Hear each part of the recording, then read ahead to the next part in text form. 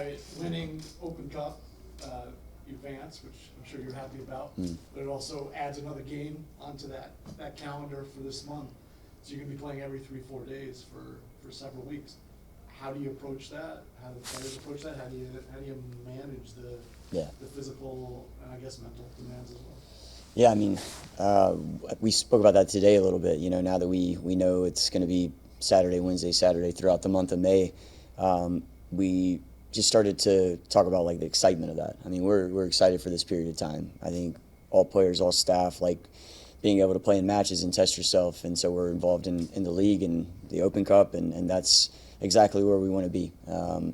I think we're going to see a number of players get different opportunities, as you saw the other night. Some guys stepped up, and I think that's when we think about 2025 and how we've been able to take a step in this season versus last year, and our roster is going to be really important towards how it was constructed, and there's more depth, not only in numbers but in quality, and we're going to be able to see that through this month and need that through this month. Mm-hmm. And going down some players, Benteke is fine, right? Yes, he's doing well. Yep. And ready to go. Yes. I imagine. Bartlett's been training. Yeah. So he's. Yeah, he's doing well. Also, I mean, I expect him to be involved this weekend. Yeah. Okay. Peglow. Maybe for the weekend, it's possible, but you know, he's still, today was a good session for him. So we see how he comes out of today, but he's making progress, really good progress. Still probably another 10 days away or so, a week to 10 days, roughly. And it's a knee strain? Or yeah, it was just one of those where he went into a tackle and just kind of jarred the knee a little bit, but he's doing all right. McNaughton's out. McNaughton and Baji are the ones that are going to be a little bit longer, and that timetable is, I think, anywhere from a month to, you know, potentially 2. So I think both are kind of in that same timeline, but very well could be shorter than longer for both. And they're both hamstring? One was hamstring. Baji's hamstring. It was McNaughton's hamstring, but Baji's was also, I think, classified this way, but it was in a much lower position, as I understand it. Oh, okay. And then Hopkins is where now? Yeah, he's very, very close to being able to start to compete to get minutes.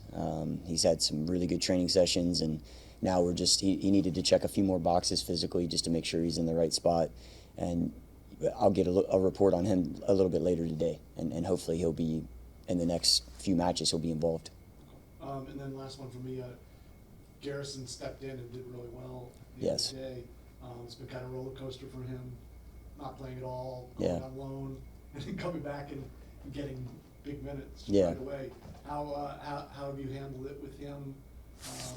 I guess psychologically, going from pretty much nothing to being a key guy, especially with the injuries. Yeah, I mean, look, he was in a similar position last year and was able to gain a lot of experience last season as a rookie, and we saw some really good moments from him. I can think back to the Chicago Fire match away from home. He plays 65, 70 minutes, and we get a big result on the road, and he played left center back that game. So, you know, he was involved last year quite a bit. This season, we added to the roster and Kai and Lucas McNaughton, so we gained a little bit more experience for the first, 10 matches of the season. I think 8 out of 10 or 7 out of 10 were in a back 4, so, that reduces the amount of opportunities there. When we go to a back 3 was about the time that I was going to loan him out, and we talked about that. And so when you ask how I approach it with Garrison, everything I'm telling you right now is our conversation about how, he's able to compete to get into the squad, how he's able to compete to extend his time here at DC United or another professional club, which is how does he continue to improve as a player. With where he was in that position at the time, he was just down the depth chart, but was still competing at a really high level, and we wanted to get him, matches so that we could really fully evaluate him.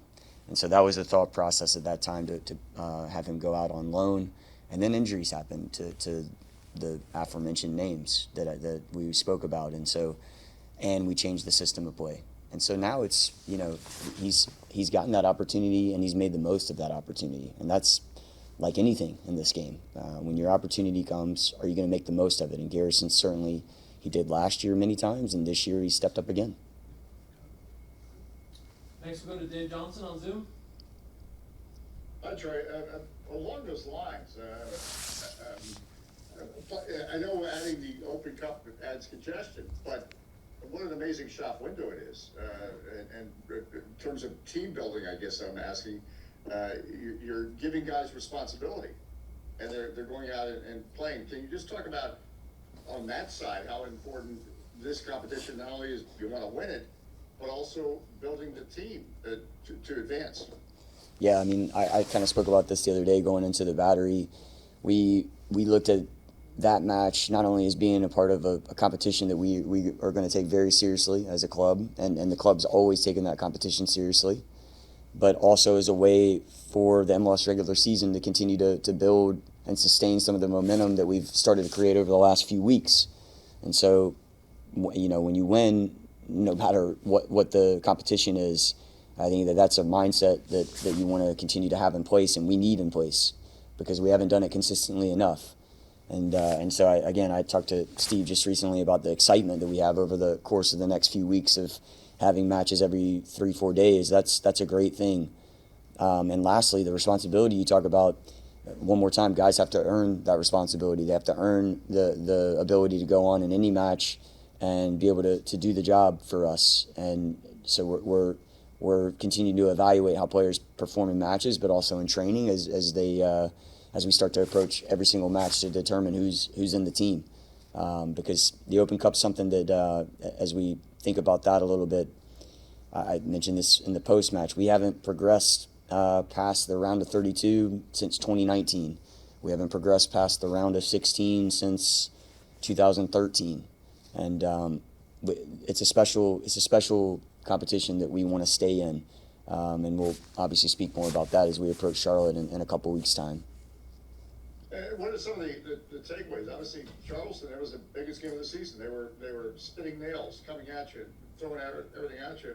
And we got to see a Fidel Barajas make a difference. Or what were some of your takeaways that maybe gave you more confidence in some players? You see them every day in training. Yeah. But you saw them for longer periods in a game situation, pressure situation. Yeah, absolutely. It's different. It's different than training. There's no doubt about that. Look, with that match and the Battery, I said this again post-match. Teams at the MLS level will get knocked out by second division teams, and that happened last night. And so, it's something that whenever players have the opportunity in cases like this, they have to respect the opponent, and they have to bring everything that they have in order for us to go and get a result. And you saw so many matches last night and over the course of the last 2 days, MLS teams playing USL teams, and they go the distance. They go to penalties. They go to extra time. Maybe it's a late winner, or a team gets knocked out of the competition. So we got to learn a lot about players the other day to answer the last piece of that question, and see them in a high stakes match against a quality side in the Charleston Battery. Fidel Barajas, Randall Leal, Derek Dotson had a really good match. Garrison, as we talked about before, stepped up again. A number of guys, Rita Zahir, I thought was very good when he came on. And then Jacob, Jacob continues, it's only his second season, and he continues to have some big moments for us. So that's going to be really important as we have all these matches coming up in the next few weeks. Well, I'll yield to Bruce Murray later, as he was just foaming at the mouth about Jacob's work rate, so I'll let him talk about that. Yeah. Thanks, Troy. Congratulations again. I just don't know, how you could, the amount of work that Jacob Merle's been putting in, and then to get himself in a spot, try and figure out some, chop Cruyff and left footed, and it comes in around 5 yards outside the goal. Can you just speak to that? First of all, how difficult, at that part of the game for a guy to do something like that is, and secondly, just his work rate in general.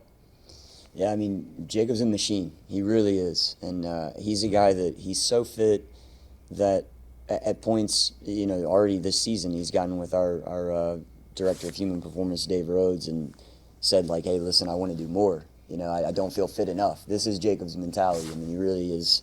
He's constantly trying to get better that way. And I think you've nailed that. In terms of saying the work that he puts in and how he goes and presses and how tired he absolutely was at the stage of the match in extra time, for him to pull off skillfully, a great move to be able to open himself up, and then the technique to finish that's the difficulty. If you were to do that in the 5th minute, is on a high level, let alone at the stage that he did it. So, but that's Jacob continuing to grow, and I think all the experience that he gained last year, we're starting to see some bigger moments from him, and I know there's more to come. We talked a few weeks ago about, and I think we're close, and I think the adjustments after the San Jose game, maybe blocking up the middle of the field a little bit. Can you speak to that in terms of not exactly what you guys are doing, but in terms of picking up runners coming across the field? A lot of these teams now in the MLS are playing double wingers. They're taking guys in low overlay, especially the team we're about to play, Toronto. They'll put 2 players out there on one side. So how do you guys deal with that when it comes to that? Yeah, listen, I mean, after San Jose, we had to obviously really answer some questions in terms of how do we want to move forward, right? And we want to continue to be aggressive, but we felt like adding another player in the back line, another center back, was a way that we could still be aggressive and do what we want to do in our identity and our style of play, but also not feel as open. And that's a great decision to make, as a coaching staff and us to move forward. But then again, the players have to step up, and that's what they've done. So it's a combination of the 2 elements, but way more on the side of players are stepping up and defending better, defending harder, and we're going to need that this weekend at Toronto. All right. Good luck, Troy. Thanks, man. Next, we'll go to Donald Juan. Thank you. Hey, Troy, thanks for your time, as always. I'm not sure if you touched on this particular premise, so apologies in advance, but with this upcoming schedule, it always, this time of year always feels like an all-hands-on-deck type of situation. What's the update on Gavin Turner and how he may factor into these next few weeks?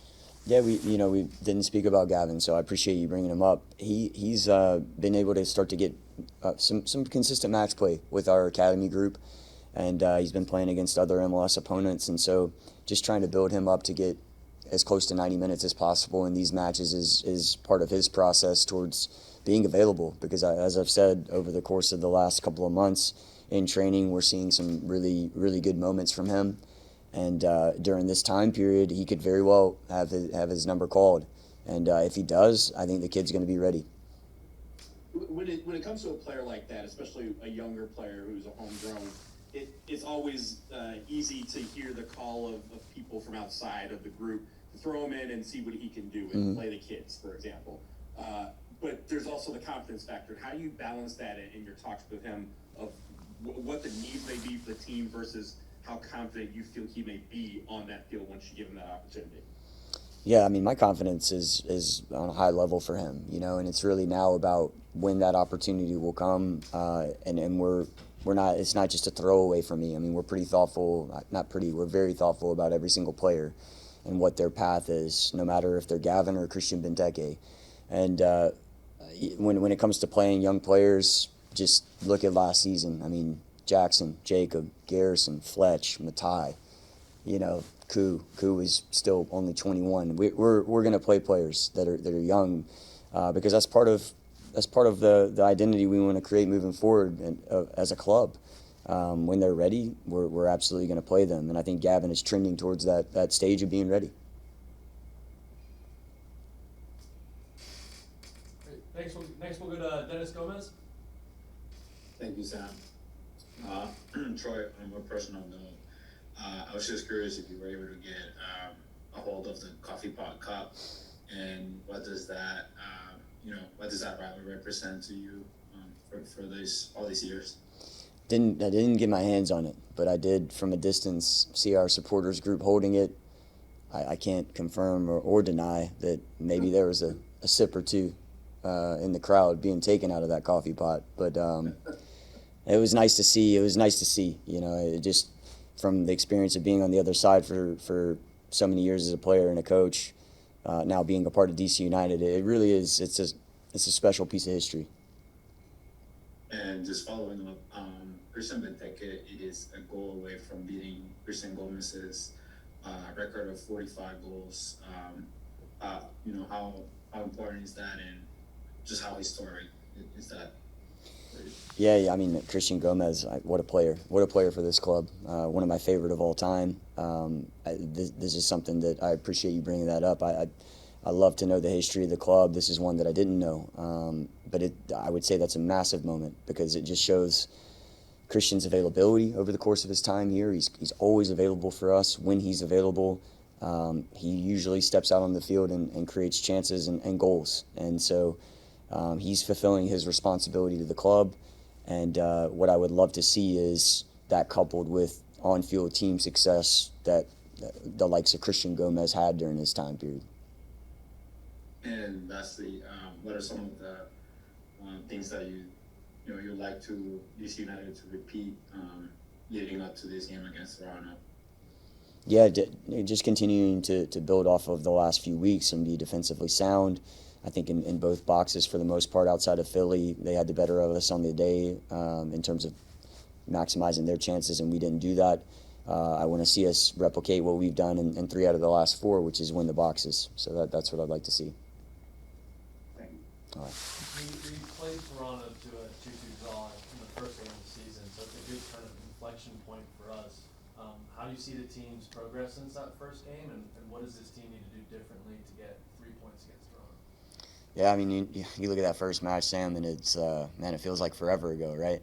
And it's, we're only 11 matches roughly into the season. But I think at that stage, we did some things well that night. And then over the course of the next few weeks, we built off of that, and we were unbeaten through the first 4, and then we had a little bit of a rough patch. And so I think we've been through a lot in a very condensed time period to kind of figure out exactly the direction we want to go. And over the course of the last 4 weeks, I think we've kind of righted things and started to build momentum. So I just want to continue to see the group step up in the way that it has been in recent form. But it's going to be difficult. I mean, it's always difficult to go to Toronto, and they're going to, the same way that night we felt like we were ahead, we had an edge, they came back in the match. This is what we can expect on the weekend, a very competitive side and a very competitive match. And on that note, you talk about building momentum, building consistency with 3 wins out of the last 4 games. How important is it to keep this momentum going forward and Yeah. be positive? Yeah, I think that's what will show the biggest amount of growth for us is if we're able to continue to sustain that. Because over the course of a year and a half that I've been here, I think we've put together 2-3 results, but maybe not 3, 4, 5. And that's where I'd like to see us go. But that's the next challenge.